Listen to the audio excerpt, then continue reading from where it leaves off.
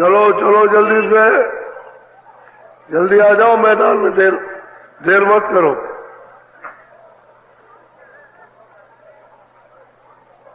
चलो चलो, समय होने वाला है।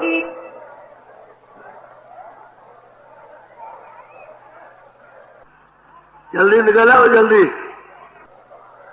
आज बहुत अच्छा सुनाऊंगा, आपकी समझ में आएगा।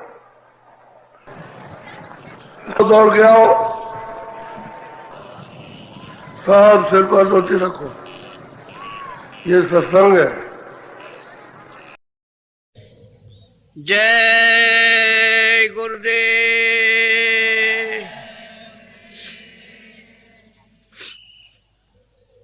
जय गुरुदेव। जय गुरुदेव नाम किसका? जय गुरुदेव नाम किसका? जय गुरुदेव नाम किसका?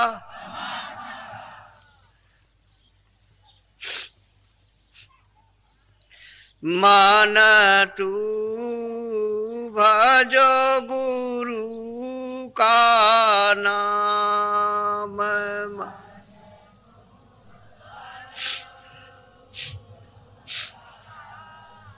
हाँ मैं मान तू भजो गुरु का नाम।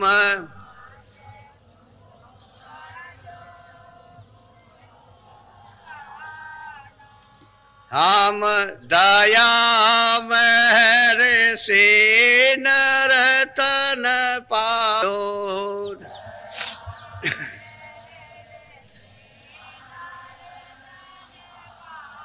यो माति करना अभिमान।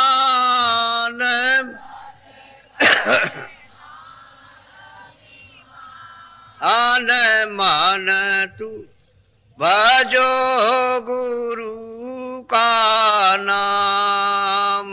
मान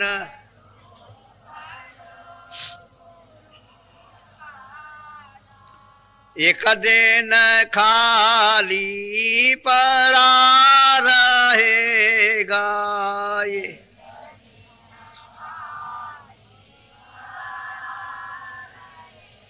गा जाई बसे शमशान।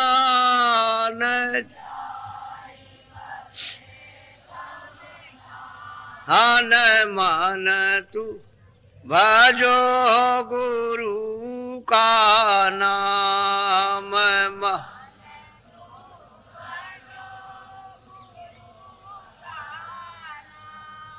जो धन तुझको दिया गुरु ने,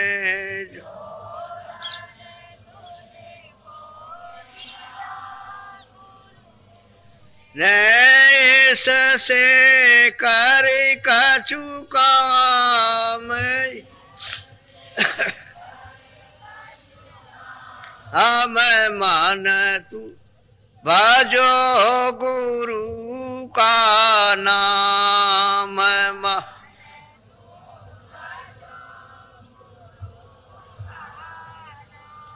अंत समय यूं ही लौट जाएगा।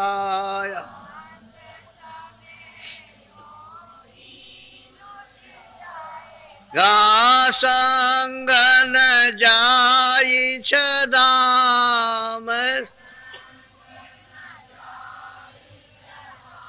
हम मान तू भजो गुरु का नाम। मान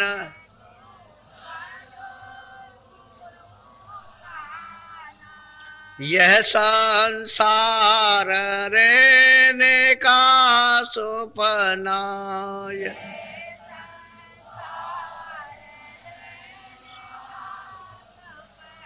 आया किया विश्राम।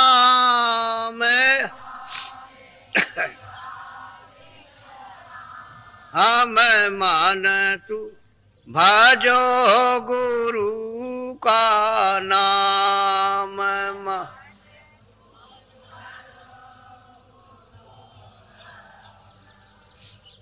चारे देना के संगी सब हैं।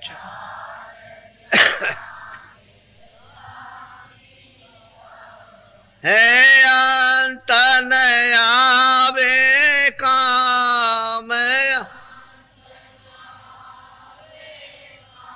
हम मान तू भजो गुरु का नाम मन।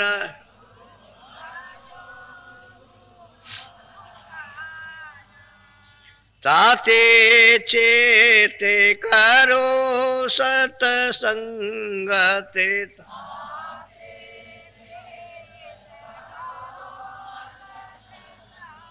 अते भजन करो आठो याम,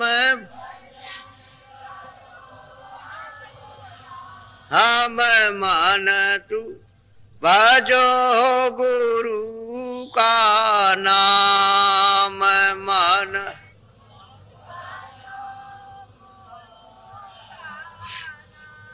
यही भजन तेरे संग चलेगा।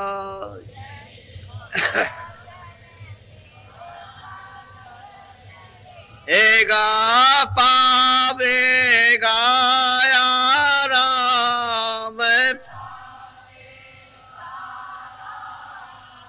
हम मान तू भजो गुरु का नाम मन।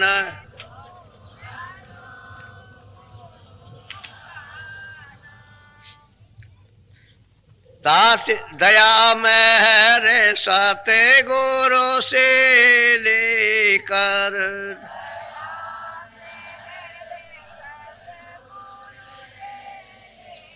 कर चलो तीर कोटि धाम, हम मान तू भजो गुरु का नाम।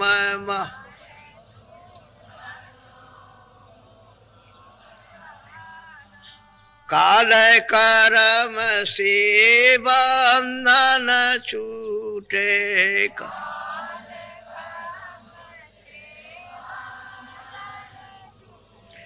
हे मिले पुरुष सते नाम मिले, हम मान तू भजो गुरु का नाम।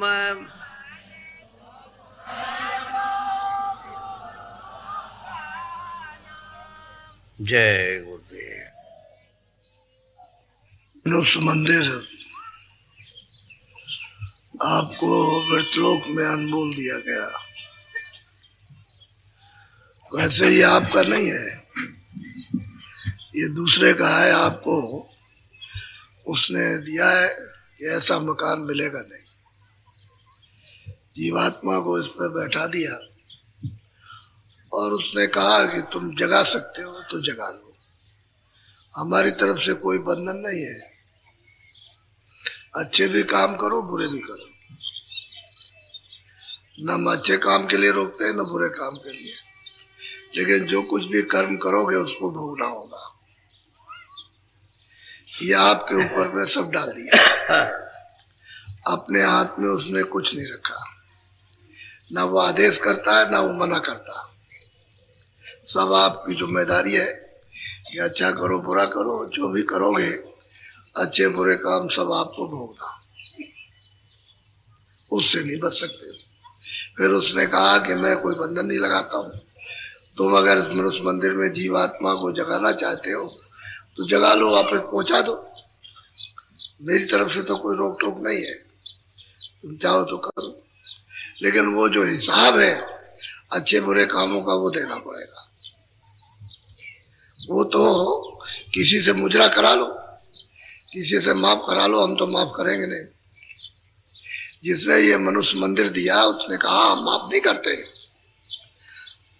हम तो जो जैसा है उसका फैसला करते हैं, और कोई मिल जाए कोई महात्मा तो उनसे माफ करा लो, कर सकते हैं तो तुम ढूंढ लो, उनकी तलाश कर लो, कहीं मिल जाए और मिल करके वो माफ कर दे। जीवात्मा को जगा के वापस अपने घर में चले जाओ, हमको कोई मना नहीं, उसने कुछ मना नहीं कर रखा, लेकिन ये सब फंसाओ आपका। अच्छे काम करो बुरे काम करो इसी में फंस जाओगे, फिर उसका भोग भोगे, फिर रोगे, फिर चिल्लाओगे, तो इसको कौन माफ करेगा। और महात्मा जब मिलते हैं तो कहते हैं मत करना, जो किया उतना ही बहुत है। तो आप मतलब ये उसको मानते नहीं हो, फिर करते हो, फिर उसी बुरे काम को करते हो जो बुरा से बुरा, जो नहीं करना उस काम को करते हो, तो फिर भोग नहीं होगा, फिर तो आपको सजा भोगनी होगी, उससे बच नहीं सकते हो। इसलिए जब पता चल जाए कि ये काम खराब है और इसकी हमको सजा भोगनी है, और ये काम अच्छा है इसका भी भोग भोगना है, तो आप पहले बुरा मत करो, अच्छा करो। अच्छे से वो ये होगा कि दुख तो नहीं मिलेगा, तकलीफ तो नहीं होगी।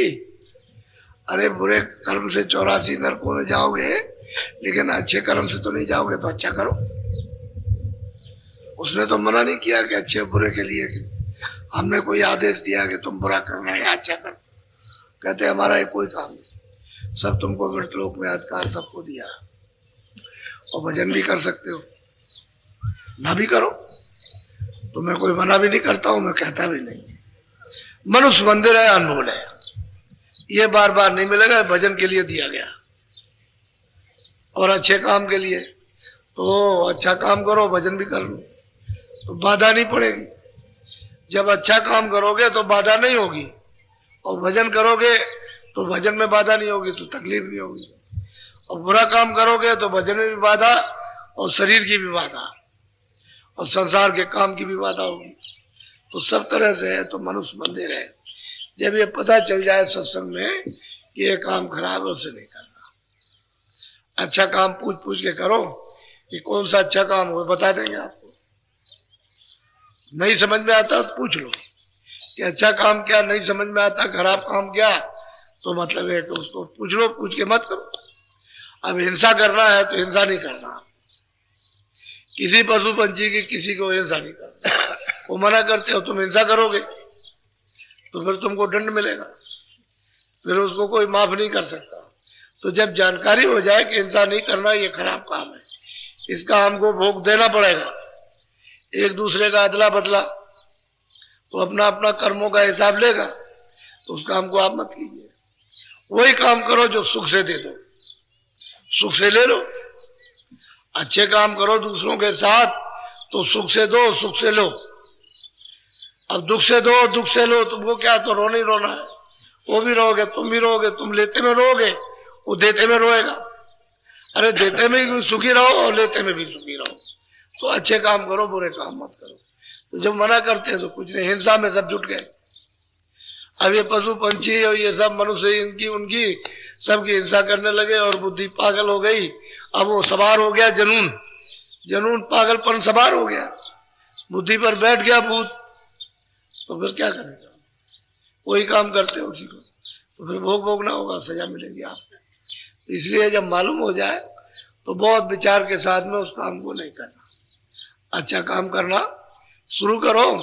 तो धीरे से अच्छे काम के साथ में जो बुरा काम है उसके साथ में भी निपटारा हो जाए, नहीं तो ना अच्छे का हो ना बुरे का हो, वो तो भोग भोगना पड़ेगा। तो मोटी सीधी सादी बात है। अब इस समय पर बज गया है 4, मुझे 20 मिनट भजन पे बैठाना, क्योंकि 4:30 से सत्संग है। तो आप थोड़ा सा भजन पे बैठ जाओ, थोड़ा सा 20 मिनट। आंख और कान ठीक से बंद करो, ऐसे नहीं कि ऐसे बैठ गए, ऐसे बैठो, ऐसे इस पर रखो हाथ, ताकि तुम्हारा मन इधर उधर ना हो। ऐसे आंख बंद करो, कान कपड़ा सिर पर डाल लो, क्योंकि उतना हिस्सा ढका रहना चाहिए आंख का और कान का, उसको ढक करके रखो। और आंख और कान बंद करो और ऊपर की तरफ ऊंचा ध्यान देकर अंदर के कान से सुनो जो तीसरा कान है, लेकिन मन बुद्धि चित्त को कानों के साथ रोक कर बैठ जाओ वजन पर। गुरुदेव जय गुरुदेव जय गुरुदेव। सार भजन जीवन के यही क्षण उपयोग में आते हैं, बाकी जितना भी समय जाता है सब व्यर्थ। लेकिन उसको भी अगर रात और दिन चिंतन करते रहो तो वो भी भजन में बदल जाए, उसका भी उपयोग हो जाए। लेकिन वो कब, जब ये भजन बनने लगेगा और अंदर में सुनाई देने लगेगा तो 24 घंटे फिर भजन शुरू हो जाएगा। काम भी करते रहो तो भजन, लेकिन पहले उसकी कमाई तो करना जरूरी है। जब तक है सूरत जागती नहीं और नाम को सुनती नहीं, पकड़ती नहीं है, तब तक तो देर है। तब तक के लिए थोड़ी मेहनत करनी पड़ती है, और वो भी मेहनत जितनी होनी चाहिए उतना नहीं, मामूली मेहनत। और इतनी सुविधा होते हुए भी आप ये सुलभ मेहनत ना कर सके तो इससे सीधा और सहज आसान कोई रास्ता है ही नहीं। सहज है, सीधा है। जब समझ में सत्संग मिल जाता, समझ में आ जाता है तो लोग लग जाते हैं। बस इतनी होशियारी बरतनी है कि हमको संसार में उतना ही काम करना जितनी जरूरत है। बाकी शुरू में चिंतन में लगा दो तो चिंतन पक जाए। जब ये पक जाएगा तो उसमें भी चिंतन होता रहेगा, तो वो काम भी फिर भजन में दाखिल हो जाएगा। पहले नहीं, अभी तो एक तरफा हो जाते हो तो भजन छूट जाता है, सुमरन छूट जाता है, ध्यान छूट जाता है। जब उधर से एक तरफा हो जाओगे, लेकिन फिर भजन के साथ काम करोगे, सुमरन के साथ में, ध्यान के साथ, तो फिर वो भजन बन जाएगा। लेकिन थोड़ा सा पकाना पड़ेगा। जब तक आपकी आदत नहीं पड़ेगी और अपने आप को बदलोगे नहीं, तब तक देर है। वैसे सुलभ, इधर से ध्यान टूट जाए तो देर नहीं लगती, हट जाना चाहिए उधर से, और हटाना आ जाए कि उधर से ख्याल हटा दो, उधर से इधर लगा दो तो काम बन जाए। लेकिन वो लगता नहीं है, बार बार उसी तरफ, बार बार उस आदत पड़ी है ना, तो वहीं जाएगा उसी जगह। तो आदत बदलने के लिए थोड़ा सा सुमरन ध्यान भजन करना ही पड़ता है, सचेत होकर सत्संग सुन करके। ये सत्संग से मन फिरता है, उधर से बुद्धि लौटती है, उधर से चित्त हटता है। और सत्संग नहीं मिलेगा तो नहीं होगा, तो सत्संग की बड़ी जरूरत है। उसी से तो इतनी जागृति आई कि असली चीज को हम कम से कम प्राप्त करें।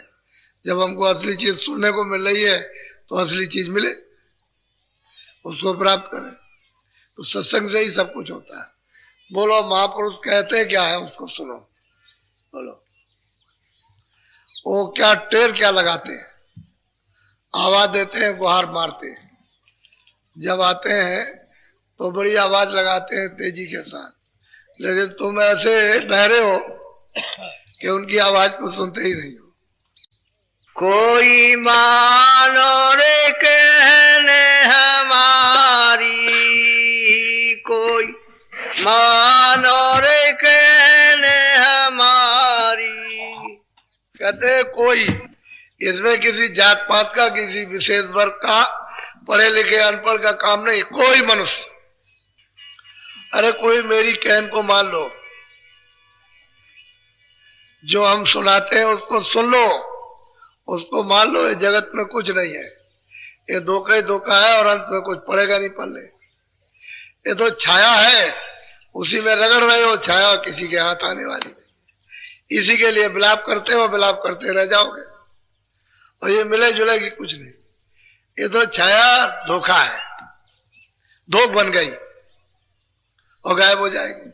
वही जैसे भूत है, दिखाई देता है, वो गायब हो गया, उधर दिखाई देता है, गायब हो गया। ऐसे ये चीजें देखते हो बट गायब हो जाती। अब उनके लिए रोते रहो फिर मिलेगी नहीं, रोते ही रह जाओगे। इनमें कोई चीज तुम्हारी नहीं है, अब वो तो छाया है। अभी उसने ये रूप बना लिया, फिर वो रूप बना लिया, फिर वो मोहिनी रूप धारण कर लिया, तुमका मन तुम्हारा हरण हो गया, हर लिया तुमको, अपने में मिला लिया, मन नहीं छूटता, इंद्रियां उधर से हटती नहीं है। तो कहते हैं कोई मानो रे कहन हमारी, आवाज देते हैं अरे भाई कोई मान लो मेरी कहन को, उसको सुन लो समझ लो। तो क्या समझाना चाहते हैं बोलो। जो जो कहूँ सुनो चित देकर, गौ की कहूँ तुम्हारी। कहते हैं कि जो जो हम तुमसे कहें वो चित दे करके सुनो, सब तुम्हारे लाभ की होगी, इसमें तुम्हारा कोई नुकसान नहीं होगा, लेकिन तुम सुन तो लो जो जो कहे और मानो मेरी कहन को, तो तेरा काम बन जाएगा, नहीं तो तेरा काम बनने वाला नहीं है। अब वहां कोई जात पात का रगड़ा झगड़ा तो है नहीं, कोई मान लो कोई सुन लो, तो जो जो कहे सब तुम्हारे लाभ की कहते हैं, फायदे की, उसमें हानि तुम्हारी कुछ नहीं है। बोलो। जग के बीच बंधे तुम ऐसे, जैसे सुवना नलनी। कहते हैं कि संसार में तुम कैसे बंधे हुए हो, तो महापुरुष प्रमाण देते हैं जैसे तोता है, उसको गिर्री लगा दी और धीरे से ले जाते हैं ऊपर, ले जाकर पेड़ के पास लगा दिया, तो एक है पैर को उठाया उस गिर्री पर, पैर रखे तो घूम गई, बस उसी को उसने पकड़ लिया। अब वो तोता ये समझता है कि इसने मुझको पकड़ लिया, बस घूम गया, लटक गया। अब वो जानता है पकड़ने वाला कि जब वो लटक गया है तो छोड़ेगा नहीं, उसी में झूलता रहेगा, लटका रहेगा, चे चे करेगा, तो धीरे से उसको उतार के ले आएगा और ले करके उसको पकड़ लेगा। कहते हैं कि तुम तोते की तरह से, जैसे वो उस नाली को, उस गिर्री को उसने उसको पकड़ लिया और सोच रहा है कि मुझे इसने पकड़ लिया, उसने नहीं पकड़ा, तू पैर को जरा सा ढीला कर दे निकल जाएगा। तो कहते हैं तुम बंधे कैसे हो, जैसे तोता गिर्री के साथ बन गया, उसने नहीं पकड़ा, तुमने पकड़ लिया उसको, अब छोड़ नहीं रहे हो। तो ये कहते हैं कि तुमने इसी तरह से संसार को ये सब चीजें पकड़ रखी है, तुम जब चाहो जब छोड़, तुमने पकड़ा, उन्होंने नहीं पकड़ा, तुम पकड़ रखा है कि मेरा है, तुम मेरा है, तुम मेरा है, ये तुम मेरी चीज है, तुम मेरी है, उसने कुछ नहीं पकड़ा। तो जब चाहो जब छोड़ दो आप, वो सब आपके ऊपर। लेकिन क्यों है अज्ञान में, ज्ञान हो जाए तब तो छोड़ ही दोगे। तो महात्मा कहते हैं भाई कोई मानो रे कहन मेरी, मैं तुम्हारे हित की भले की तुम्हारे कहूंगा। तुम जगत में किस तरह से फंसे हो, जैसे तोता गिर्री में बैठ करके लटक गया, अब वो सोच रहा है कि इसने मुझे पकड़ लिया। बोलो। मरकट सम तुम हुए नारी, मोटी दीन फसा। तो कहते हैं कि बंदर कैसे पकड़ा जाता है, कि बहुत से बंदर होते हैं, गांडी गाड़ दी, अच्छी तरह से गाड़ दी और रस्सी से उसको उधर उधर बांध दिया कि उसको हिला डुला ना सके, और उसका छेद है छोटा, उसमें चने डाल दिए। वो बंदर वहां तमाम बैठे हुए, वो सब देख रहे हैं, वो ऐसे करके डालता है चने उसमें, तो सब चने उसमें हांडी में चले गए। अब बंदर आते हैं, बस उसने हाथ में हाथ डाला तो मुट्ठी ऐसे उसने चने पकड़ लिए तो मुट्ठी फैल गई। अब हांडी है छोटी और मुट्ठी हो गई बड़ी, अब वो चने छोड़ता नहीं है, तो जोर से खींचता है तो निकलती नहीं, कैसे निकलेगी। कहते हैं तुमने लालच बस होकर के अपनी मुट्ठी फैला रखी है, तुमको अगर ज्ञान हो तो छोड़ दो, और ढीला हाथ जैसे तुम्हारा अंदर गया वैसे निकल आएगा। तो कहते हैं तुम ऐसे अनाड़ी अनजान हो गए हो कि बंदर के समान तुमने इन चीजों को पकड़ रखा। आप लोग कहते हैं छोड़ दो, ये तुम्हारी नहीं है, तो उनको छोड़ते नहीं, पकड़े हुए हो। तो कहते हैं अनाड़ी हो, अनजान हो, अज्ञान हो, भूल गए, भटक गए हो, ये तुम्हारी चीजें नहीं थी, पहले भी नहीं थी, अब भी नहीं है, आगे भी तुम्हारी नहीं होगी, लेकिन तुम अनजान में इसको पकड़े हुए हो। बहुत बढ़िया प्रमाण देते हैं, इस तरह से समझा रहे हैं जैसे बच्चों को प्रारंभ में पढ़ाया जाता है। बोलो। और मीना जीवार समाती काटा जिगर सीधा। और उस पर लाशा लगा दिया उसने, बस उस कांटे के पीछे। कांटा तो उल्टा है, लाशा लगा दिया तो बस मछली ने धीरे से उसको लिया और बस लील गई। तो इधर से तो कांटा चला गया, उधर से वो ऐसा है जब उल्टा हुआ तो फंस गया। तो कहते हैं कांटा जिगर छिनारी। कहते हैं कि तुम लाशे में फंस गए, तुमने समझा था इसमें बड़ा मिठास है, उसके साथ कांटा लगा था, अब जिगर फट गया। कहते हैं कि तुम कैसे लालच में फंस गए इस मिठास में, जैसे मीना मछली उस लाशे में फंस जाती है और जब फंस जाता है तो उसको निकाल के ले आता है, पानी से निकाल के अलग कर लेगा, बस मार देगा। ऐसे तुम अनाड़ी हो, अनजान हो, लालच में फंस गए। बोलो। गज सम मूर्ख हुए इस वन में, मोठी झूठी हथेनी दे। कहते हैं गज हाथी को कहते हैं।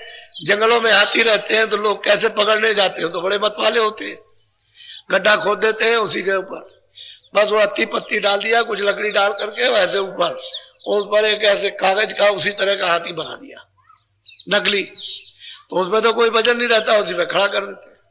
वो बस स्पर्श करने के लिए आता मस्ती में, तो बस उसने जो पैर रखा तो वहां तो गड्ढा है, बस जो उसने रगड़ा उसमें तो बस गड्ढे में चला गया। बस उसमें 7-8 दिन भूखा प्यासा पड़ा रहता है, तो बाहर से भी छेद मारते हैं, वो पीलवान वो चुभोता है, तो उसको बस में करता है, फिर धीरे धीरे कुछ थोड़ा बहुत पानी कुछ खाने को देगा, फिर वो ले आता, बाहर निकाल जाता, रास्ता दे दिया, बाहर आ गया, उसके बस में हो गया।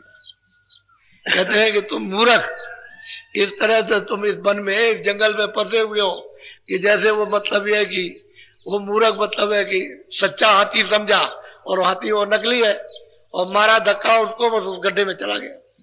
उसे ये तो मालूम नहीं मूर्ख को, यह गड्ढा, ये गड्ढा आपको मालूम थोड़ी गड्ढे में जा रहे हो, अरे सीधे चले जा रहे हो, 84 नरकों में गड्ढा है, तुम तो समझते हो कि नहीं नहीं हम तो कुछ नहीं है इसमें। एक तो मूर्ख हो, किसी की सच्ची बात को मानते नहीं हो, और दूसरा यह है कि तुम उस लालच पे सीधे गड्ढे में गिर गए। अब रोज चिल्लाओ तो उससे होने वाला क्या, वो तो अगर निकालने वाला न रहे तो भूखों प्यासों मर जाएगा। वो तो निकालने वाले रहते हैं, देखते रहते हैं, फिर बाहर से मारते हैं वो इस तरह से, तो चारों तरफ घूमता है, फिर उसके बस में हो जाता है। थोड़ा सा पानी दिया, थोड़ा खाना दिया, फिर निकाले आए, और फिर सवारी का काम तब लेते नहीं तो किसी के बस में आने वाला। ऐसे ही कहते हैं कि वन में मन रूपी हाथी मस्त है, कुछ नहीं किसी की नहीं होता, जो चाहता सो करता, हम जो चाहेगा सो करेंगे, उसी में पड़ा हुआ मस्ती में, और वो फंस गया, चारों तरफ से चिल्लाता, अब चिल्ला रहा, रो रहा, अब चिल्लाता, लेकिन अब निकाले कौन, कोई जानकर तो कहते हैं कोई मानो रे, कोई मान लो मेरी कहन को, मैं तुम्हारे हित की बात करूंगा, तुम कैसे बंधे हो उसको सोच लो। तो एक प्रमाण नहीं, 2 नहीं, 3 नहीं, 4 नहीं, कई प्रमाण देकर के आपको समझा रहे कैसे तुम बच गए, फंस गए तुम, लेकिन है लालच में, ये मूर्ख अज्ञान, उसमें फंस गया। कोई ज्ञान नहीं है इसमें, कोई सूझबूझ नहीं है, और तुम्हारा इसमें कुछ होने वाला भी नहीं है।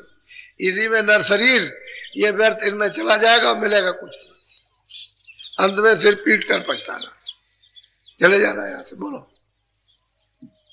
क्या क्या कहूँ काल अन्यायी। भाई काल अन्यायी कुछ नहीं, वो ये कहते हैं कि उन्होंने तो तुमको अधिकार दे दिया और ये भोग दे दिया तुमको, अब वो फैला दिया और तुम उसमें फंस गए।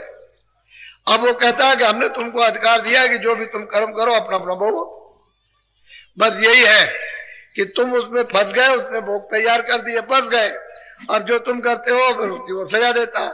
यही है काल, मत करो, अपने अधिकार का उपयोग कर लो, मत करो आप, तो फिर तुमको सजा क्यों देगा, ना अच्छे की देगा ना बुरे की, तब तो जीवात्मा निकल जाएगी, क्योंकि उसका घर होता तब तो सजा ना मिलती, घर में तो सजा मिलेगी नहीं, घर में तो सुख से आराम से निश्चिंत है, बेचैन, न कोई मारे न कोई पीटे, न वहां कोई काल है, न कर्म है, न पाप है, न पुण्य है, न अच्छा है न बुरा है, न सुबह है न शाम है, न दिन है रात है, न बीमारी, न भूख है और न प्यास है, वहां तो कोई झगड़ा है नहीं।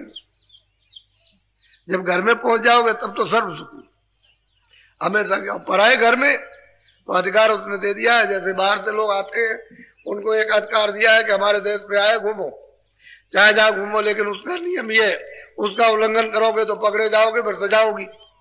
तो जब उल्लंघन कोई भी देश का कर दे तो पकड़ा जाएगा, फिर उसको सजा होगी, जेल में जाएगा, ये होगा, मारा जाएगा, पीटा। तो आप क्यों उल्लंघन करते हो?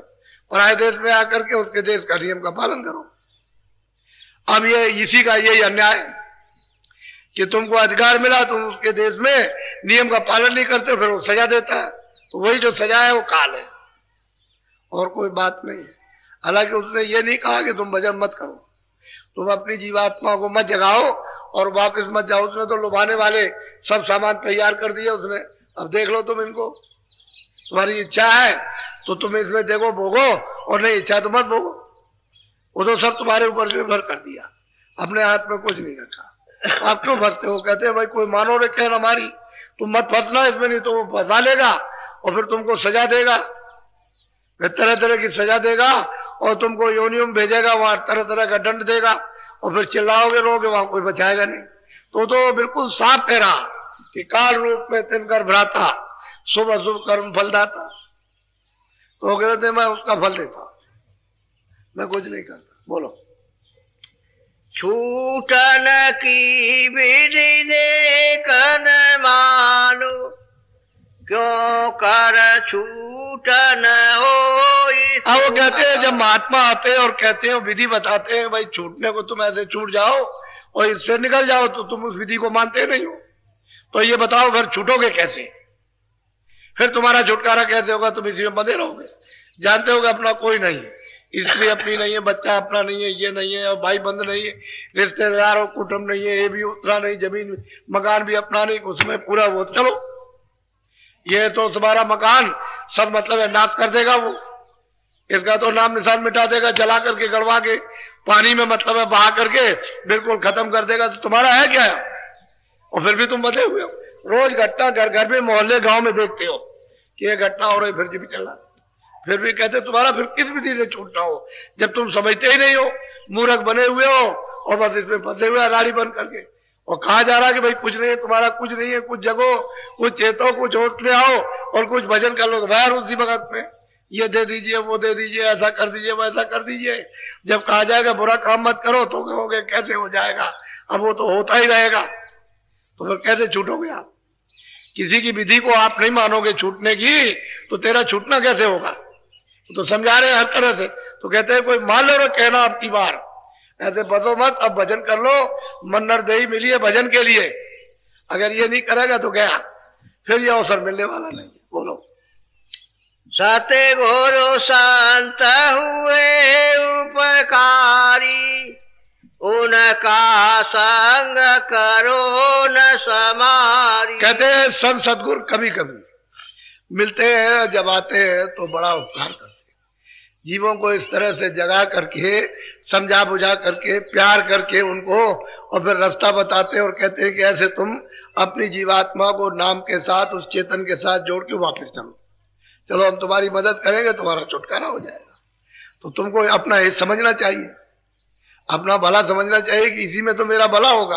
अभी तक मेरा क्या भला हुआ? अभी तक तो इसी में डूबे रहे और डूबने फिर जा रहे हो। नरदेही तो मिली थी निकलने के लिए, फिर डूब रहे हो। अभी तो 84 से आ रहे हो, वहीं से लौट करके आए हो, मिला हो, फिर वापस जा रहे हो। तो कहते हैं भाई वो तो उपकार के लिए आते हैं, जीवों को जगाने के लिए। कहते हैं भाई तुम उसके देश में नियम का उल्लंघन मत करो और तुम धीरे धीरे से भजन कर लो, उतना ही काम करो जितनी जरूरत, बाकी निकल चलो। तो तुम मानते नहीं, ये मेरा, वो उसका, उसका, कभी उसको कभी उसको, कभी मारते कभी पीटते, कभी हिंसा करते हो। इसमें तुम्हारा मिलेगा तुमको क्या? फिर इसका कर्म का फल देना पड़ेगा। रोगे चिल्लाओगे, हम नहीं दे सकते, ये नहीं कर सकते, क्यों हमको सताए, हमारा यही तो हो रहा, और क्या हो रहा? उसको मार रहा, उसको मार रहा, उसको मार रहा, ये सब लेना देना, समझ गए, ये हो रहा। और तुम रो रहे चिल्ला रहे, कोई सुना तुम्हारी? जब वो आते और तुम्हारा उपकार करते हैं सब जीवों का, तो अपने हित की बात को सुनकर मानकर चल देना चाहिए। बोलो। वह दयाल यस जुवति लखावे, कर दे तुम कहते वो छुटकारा। दयाल है, ऐसी जुक्ति आपको लखाएंगे, बताएंगे और दरवाजे पे बैठा देंगे कि तुमको इन सब से अलग कर देंगे। ना तुम जन्मो, न मरो, न 84 जाओ, न नरकों में जाओ, हमेशा के लिए छुटकारा हो जाए। तो आप उस दयाल की बात जो तुमको छुड़ा ले, घर में वापस पहुंचा दे जहां से आए, जिस मालिक के यहाँ से वहां जा करके मिला दे, उसकी बात नहीं सुनते। और भाई यही सब कुछ है, यही जो कुछ है, उसे नहीं छोड़ते। तो लेना देना है इसलिए नहीं छोड़ रहे हो। अरे तुम लेना देना भी भजन से चुका लो, वैसे नहीं चुकेगा। भजन कर लोगे तो चुक जाएगा। बोलो। 5 तत्व गुण 3 जेवरी, काटे पल पल अब कहते हैं 5 तत्व बंधन। जल पृथ्वी अग्नि वायु आकाश, इनका बना हुआ शरीर, और इसमें 3 गुण है, रजोगुण तमोगुण। चलो तो ये 8 रस्सी है, बात बात की रस्सी है, उसको कहते हैं, उनको रस्सियों को काट देते हैं और जीव को उससे निकाल लेते हैं। वो तो दयाल है, वो तो जुक्ति दे करके ये रस्सी को काट करके निकाल लेंगे, ऊपर जगा देंगे तो ऊपर खड़ी हो जाएगी, तब तो नीचे दिखाई देता है। ऐसे कैसे, तो आंख बंद है, ऐसे क्या दिखाई देगा। वो तो जब तक सूरत की आंख नहीं खुलती है तब तक ये बाहर की शरीर की आंखें तो इसको देख नहीं सकती।